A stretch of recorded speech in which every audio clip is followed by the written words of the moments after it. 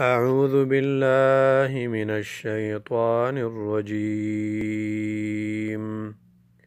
وإذ استسقى موسى لقومه فقلنا اضرب بعصاك الحجر۔ سورہ بقرہ آیت نمبر 60 ہے، اور اس آیت میں اللہ تعالیٰ نے بنی اسرائیل کا ایک اور واقعہ ذکر کیا ہے۔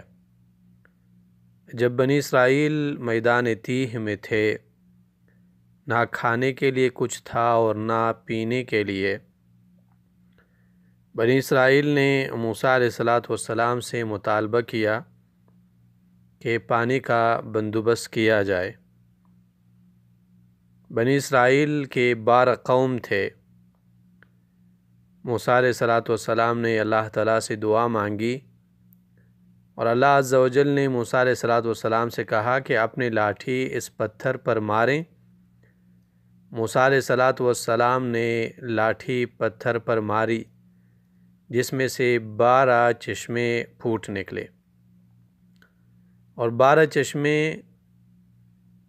نکلنے کی وجہ یہ تھی کہ بنی اسرائیل 12 قومیں تھے، اور یہ بات اللہ تعالیٰ نے سورہ اعراف 160 میں ذکر کی ہے کہ بنی اسرائیل 12 قوم تھے۔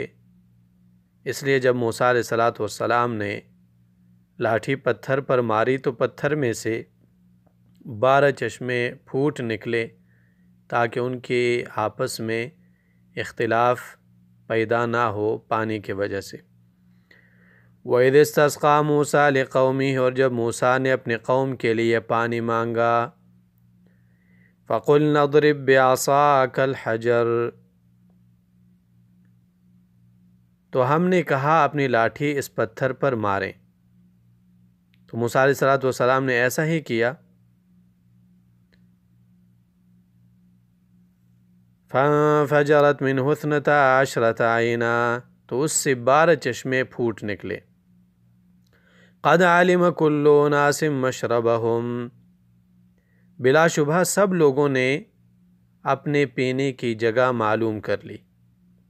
ہر کوئی جاتا اور اپنے ہی جگہ سے پانی لے کر واپس آ جاتا۔ کُلُوا وَاشْرَبُوا مِن رِزْقِ اللَّهِ، کھائیں اور پئیں اس رزق میں سے جو اللہ تعالیٰ نے آپ کو دیا ہے۔ اور اللہ تعالیٰ نے جو رزق ان کو یہاں پر دیا تھا وہ من اور سلوہ۔ وَلَا تَعْثَوْا فِي الْأَرْضِ مُفْسِدِينَ، اور نہ پھریں زمین میں فساد پھیلانے والے۔ اللہ تعالیٰ نے ان کو کھانا بھی دیا، اور من اور سلوہ یہ کھانے کے طور پر ان کو دی گئی، پانی دیا گیا، اور ان سے کہا گیا کہ یہ ایسی نعمتیں ہیں جن میں آپ کو تکلیف کی ضرورت ہی نہیں ہے۔ آپ یہ اللہ تعالیٰ کی نعمتیں کھائیں، استعمال کریں اور اللہ کا شکر ادا کریں اور فساد نہ پھیلائیں۔ لیکن وقت گزرنے کے بعد سورہ اعراف آیت نمبر 165 میں ہے کہ انہوں نے فساد شروع کر دیا، اور فساد شروع کرنے کے ساتھ اللہ تعالیٰ نے وہ نعمتیں ان سے چھین لی۔ اور سب سے بڑی بات جو انہوں نے فساد میں کی وہ یہ بات تھی کہ انہوں نے ان نعمتوں کا شکر ادا نہیں کیا، بلکہ انہوں نے مطالبہ کیا کہ انہیں سبزیاں اور یہ اس طرح کی چیزیں چاہیے۔ تو آیت نمبر 61 میں اللہ تعالیٰ نے یہ بات ذکر کی ہے کہ انہوں نے موسیٰ علیہ السلام سے مطالبہ کیا کہ ہم ایک طرح کے کھانے پر صبر نہیں کر سکتے، من اور سلوہ اور پانی پر، بلکہ ہمیں سبزیاں چاہیے اور ہمیں جو ہے کھیتی باڑی کرنی ہے۔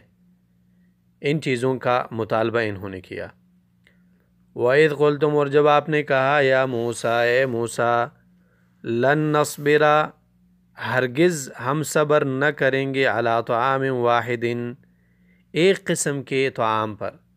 من اور سلوہ کو یہ ایک قسم کا طعام کہا کرتے تھے، کیونکہ روز وہی ان کو من اور سلوہ ملا کرتا تھا، من اور سلوہ ان کو ملا کرتے تھے، تو اس لیے انہوں نے کہا کہ یہ کھانے کا ایک قسم ہے۔ فَادْعُ لَنَا رَبَّكَ، تو دعا کیجئے ہمارے لیے اپنے رب سے۔ اور یہ نہایت بے ادبی کی بات ہے کہ موسیٰ علیہ السلام سے یہ نہیں کہہ رہے کہ ہمارے لیے ہمارے رب سے دعا کریں، بلکہ کہتے ہیں کہ اپنے رب سے دعا کریں۔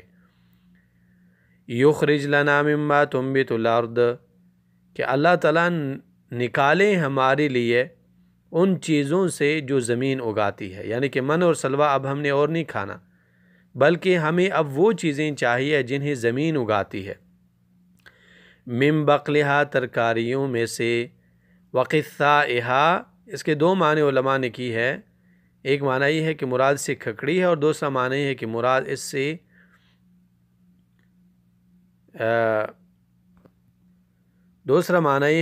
اس سے کھیرے ہیں، وفومہا، اور لہسن، وعدسہا، دال، وبصلہا، اور پیاز، کہا کہ ہمیں یہ چیزیں چاہیے۔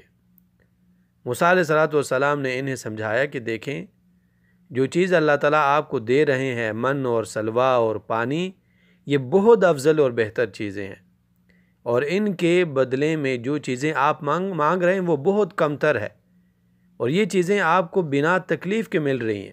آپ علم حاصل کر سکتے ہیں، آپ جہاد کی تیاری کر سکتے ہیں، آپ اللہ کو راضی کر سکتے ہیں۔ سبزیوں کے پیچھے پڑیں گے تو آپ کا سارا وقت وہیں گزر جائے گا۔ قال، تو کہا موسیٰ علیہ السلام نے، تستبدلون، کیا آپ بدلنا چاہتے ہیں، الذی، اس چیز کو، ہوا ادنا، جو بہت کمتر ہے، بالذی، اس کے مقابلے، ہوا خیر، جو بہتر ہے۔ جو اللہ تعالیٰ نے آپ کو دیا ہے، من اور سلوہ، یہ اللہ کی طرف سے ہے، بنا مشقت کے آپ کو مل رہے ہیں، اور آپ کی صحت کے لیے بھی اس میں فائدہ ہے، اس میں تکلف بھی نہیں ہے، اور آپ اللہ کو بھی راضی کر سکتے ہیں، علم حاصل کر سکتے ہیں، جہاد کر سکتے ہیں، لیکن وہ اپنی بات پہ ڈٹے رہیں۔ اللہ تعالیٰ کی طرف سے حکم آیا کہ اہبطوا مصرا، تو پھر آپ اتر جائیں کسی شہر میں، فإن لکم ما سألتم، یقیناً ہے آپ کے لیے وہ جو آپ مانگ رہے ہیں، جو چیزیں آپ مانگ رہے ہیں، سبزیاں اور یہ چیزیں، یہ آپ کو شہر میں ملیں گے۔ وضربت علیہم الذلۃ والمسکنہ، اور ان پر ذلت اور محتاجی کو مسلط کر دیا گیا۔ وباؤوا بغضب من اللہ، اور وہ اللہ کی طرف سے بھاری غضب کے ساتھ لوٹے، کیونکہ کھیتی باڑی میں وقت چاہیے، اور جب انسان کاروبار میں اپنا وقت زیادہ لگائے تو ظاہر بات ہے وہ نہ پھر علم حاصل کر سکتا ہے، نہ اللہ تعالیٰ کو راضی کر سکتا ہے، بلکہ 5 وقت کی نماز بھی صحیح طریقے سے نہیں پڑھ سکتا۔ یہی وجہ ہے کہ ابو امامہ باہلی رضی اللہ عنہ فرماتے ہیں کہ ابو امامہ باہلی رضی اللہ عنہ نے حل اور کھیتی باڑی کا ساز و سامان دیکھا، اور فرمایا کہ میں نے رسول اللہ صلی اللہ علیہ وسلم سے سنا ہے کہ آپ صلی اللہ علیہ وسلم نے فرمایا کہ یہ چیزیں کسی گھر میں داخل نہیں ہوتے مگر اللہ تعالیٰ اس گھر میں ذلت داخل کر دیتا ہے، یعنی جب انسان ان چیزوں کو زیادہ وقت دے تو ذلت اور مسکنت ان لوگوں کے مقدر بن جاتے ہیں۔ بخاری کتاب المزارع میں یہ حدیث ہے۔ وباؤوا بغضب من اللہ، اور یہ لوٹے بھاری غضب کے ساتھ، ذالک بانہم کانوا یکفرون بآیات اللہ، اس لیے کہ وہ اللہ تعالیٰ کے آیات کے ساتھ کفر کرتے تھے، جان کر اللہ تعالیٰ کے آیتوں کو رد کرتے تھے اور نہیں مانتے تھے۔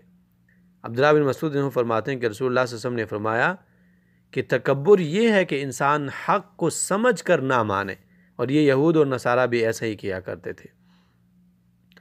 ذالک بانہم کانوا یکفرون بآیات اللہ ویقتلون النبیین بغیر الحق، اور یہ قتل کرتے تھے انبیاء کو بغیر الحق، بنا کسی حق کے، بنا کسی جرم کے انبیاء علیہ السلام کو قتل کیا کرتے تھے، نعوذ باللہ من ذالک۔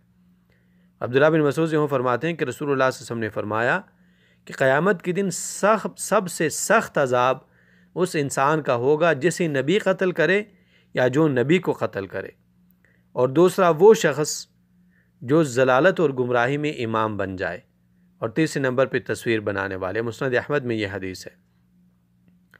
تو یہ اللہ تعالیٰ کی آیتوں کو رد کرتے تھے، تکذیب کرتے تھے، اور انبیاء علیہ السلام کو قتل کیا کرتے تھے، اور رسول اللہ صلی اللہ علیہ وسلم کی شہادت کی وجہ بھی یہی بنی کہ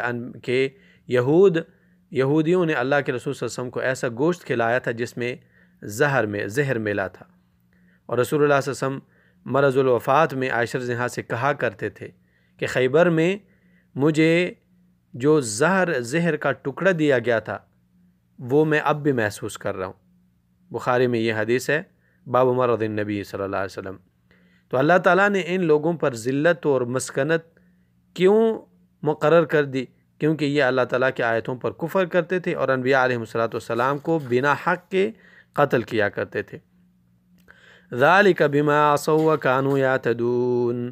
اب انبیاء علیہ السلام کو قتل کرنا اور اللہ تعالیٰ کی آیتوں کی تکذیب یہ کیوں کرتے تھے؟ کیونکہ یہ حد سے زیادہ نافرمان تھے اور حد سے زیادہ تجاوز کرنے والے تھے۔